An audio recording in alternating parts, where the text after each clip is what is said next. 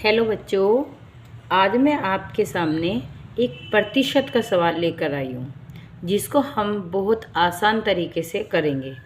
इस सवाल को बहुत बच्चे गलत कर देते हैं। आज मैं आपको बिल्कुल एक्यूरेट तरीका बताऊँगी कि आपको संख्याओं को किस तरीके से लिखना है। हमारा सवाल है 500 का 50% का 50% क्या होगा। तो हम सेम टू सेम इसी तरीके से लिखेंगे 500, ये हमने लिखा 500 यानी 500 का मतलब होता है ऑफ यानी जिसका मतलब है मल्टीप्लाई। हिंदी में का बोलते हैं, इंग्लिश में ऑफ बोलते हैं और उसका मतलब होता है मल्टीप्लाई। इसके बाद है 50, ये हमने 50 लिखा। ये हमारा प्रतिशत, तो प्रतिशत का मतलब होता है 1/100। सेम टू सेम ऐसे लिखेंगे। फिर ये हमारा का आ गया है, तो का मतलब है मल्टीप्लाई। उसके बाद ये 50 के बाद ये फिर प्रतिशत है, तो 1/100। इसके अपोन में हम 1 लिख सकते हैं। ये हमारी 2 जीरो हैं, इस 2 जीरो से हमने ये 2 जीरो काट दिए।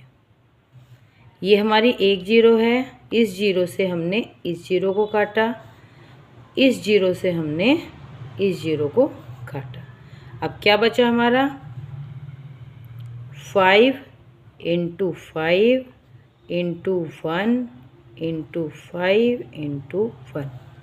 5 हमारा ये हो गया, ये वाला 5 ये हो गया, ऊपर बचा 1 ये दिया, ये वाला 5 ये हो गया और ये हमारा हो गया 1।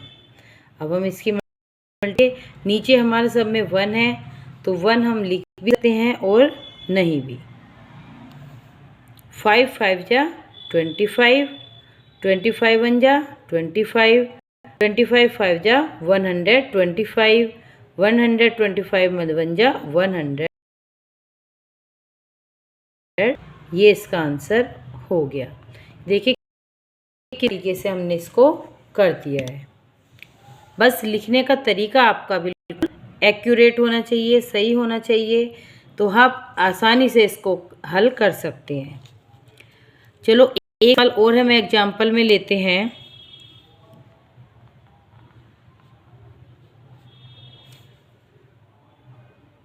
$300 का 10% का 10% क्या होगा।